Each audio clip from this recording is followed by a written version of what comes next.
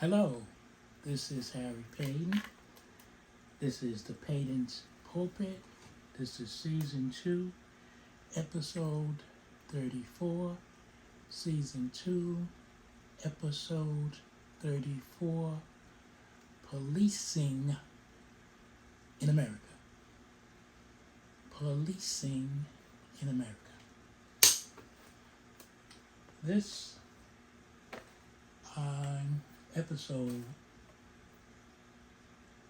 was done on one of my previous podcasts, but it's important to redo it because I've done quite a few podcasts, and they tend to filter down, the latest one. So I felt that it was apropos to redo this one and kind of update some of the information.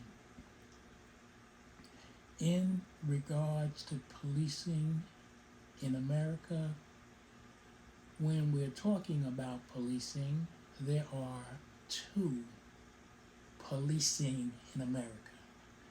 The policing for the citizens who have rights, and then black people.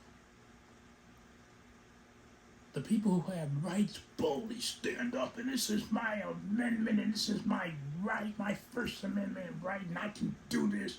Don't you know, code such and such? And they openly, actively challenge the police. You see many of them on videos challenging the police and saying how right they were and how wrong the police was. And those are great videos, great learning tools, and it's important to know your rights because regardless of what your color is, you still have rights in America. Sometimes it's a little unbalanced, but sometimes it works out. But you should know them, regardless of whether it works out or not. You should know them. Now, the first thing you notice is, for this episode, usually I wear, my various glasses to match my outfit. Today I have on my Malcolm X glasses. Just thought it would be apropos since Brother Malcolm was such a good brother. He always informed us of great things. So I'm wearing them, but I gotta take them off because they're for distance, and I gotta read something. In my second book, entitled Now You Tell Me, History/Facts Not Taught in Most Schools. Again, Now You Tell Me, History/Facts Not Taught in Most Schools. And the predominant thought, as my pastor always says, break the chains. Knowledge is power. In this book, I detail quite a few historical bits of information. You can see it here. You can read it. I won't delineate all of it. I've done it before. No need to do it again. But one of the important aspects of the book, this is actually chapter 14, if my Roman numerals do me correct. Yeah, chapter 14. It's entitled Black Codes / Surviving Police While Black. This is going to be a two-part. Today I'm going to delineate what are the black codes and how it relates to policing in America. After slavery, blacks gained their physical, remember, physical, not financial, physical, not financial. They gave them physical freedom, but not a dime in their pocket. Sometimes that's imprisonment in and of itself, different day, different story. But the black code, the defining feature, this comes from the book, defining features of the black code was to keep recently freed black slaves under control. These codes were designed to replace the social controls of slavery that had been removed by the Emancipation Proclamation and the 13th Amendment in an effort to continue white supremacy. These codes were an effective way for white Southerners to attempt to maintain the way of life during slavery. The codes inhibited the freedom of freed slaves, prevented black uprisings, and most of all, ensured the continual supply of black labor.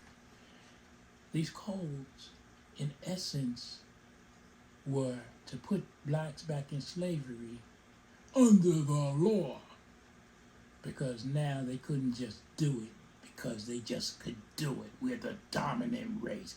We have control over you. You're 3/5 of a man and all that kind of nonsense that some of those demented people thought of.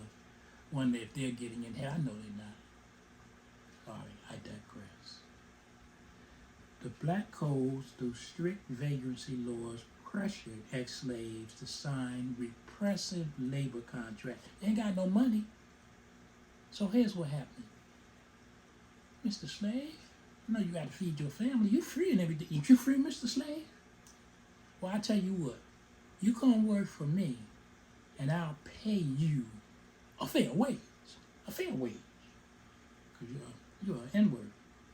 It's fair. It's fair. So they hired these blacks on, and what they did was continue, like the banks, in a usury kind of way, make it so that even though these blacks were working and making money, they ended up having to pay for certain things. Mr. Slave, you need work shoes to work with me.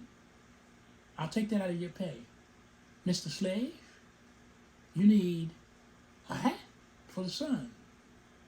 We use special kinds of hats here, so so they usurped slavery and used black codes. Then, if that were not enough, the black codes were utilized. Let's say you got in trouble. Oh, the boys went out and drank. And good old sheriff, what you boys doing? We drinking. Same thing those white boys over there. Shut up, boy. You know it's illegal for blacks to drink in this county? Don't you know that, boy? Next thing you know, you were being arrested. And your fine was to work your fine off. No, you ain't got no money. So work your fine off. You work your fine off with Mr. Harry. Mr. Harry's going to make you work. And again, set up the same scenario. The black codes, as it relates to modern day, is the police. Whoop, whoop. It's the sound of the police. Whoop, whoop.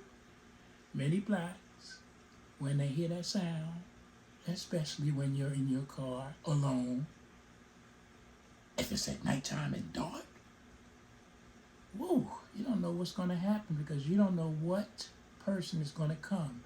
Is it going to be Officer Joe, who's a nice guy and, obeys the law and is simply to enforce the law? Or is it Wahoo Charlie, who was beat up as a kid and the black kids made it and they terrorized his poor life? So now he want to be a tough guy because he got a gun and he got a taser. So now, boy, what you do? That kind of cop. So you never know which one. But we, as a race, we've been brutalized, treated badly by demented people. Now, when I say cops, I'm not always talking about white cops because the black cops the black cops become the same cops because that's a fraternity. That's my boy. You got my back, I got your back. You know you're not like them. You raised yourself by your bootstraps. You're an officer of the law. We gotta put them. Hey, your wife is no safer than mine. You're right, Charlie. I want to be a good police officer just like you. I want to make lieutenant one day. So sometimes, many times, the black cops will treat you worse because they want to prove to Mr. Charlie, let me bust him over the head for you. Policing in America can be dangerous for black people. So what can we do about it? Episode 2. We'll talk about the second half of this title, Black Code / Surviving the Police. Tips from a young man who has lived as a black man. I've been this color all my life. Probably wasn't even lighter when I was young. Probably wasn't. I seen the pictures, I wasn't. So it's, if I got my head out the window, you can see I'm black. If you drive by, you see I'm black. I'm black. I love being black. But episode 2, we'll talk about surviving the police. There's a good documentary also on called The Sounds of the Police. It's on Hulu, Hulu, one of the streaming, type. You guys know what Hulu is. I've only watched the first 20 minutes of it, but it talks about the same thing that I have in my book. I know it does because, again, when I do things, I do it as per facts. And the same thing you can find in the book, you'll find there. So you can find this book available on Amazon. Google Harry Paden, Paden, on Amazon. Or you can do it the inexpensive way, unless you got to pay for Hulu. Sorry. You can do it the inexpensive way by watching Sounds of the Police, currently showing on Hulu. To God be the glory. Hold on. I'm no longer reading. I got to get official with my Malcolm X glasses. To God be the glory. Stay tuned for episode 2, which will be broadcast tomorrow.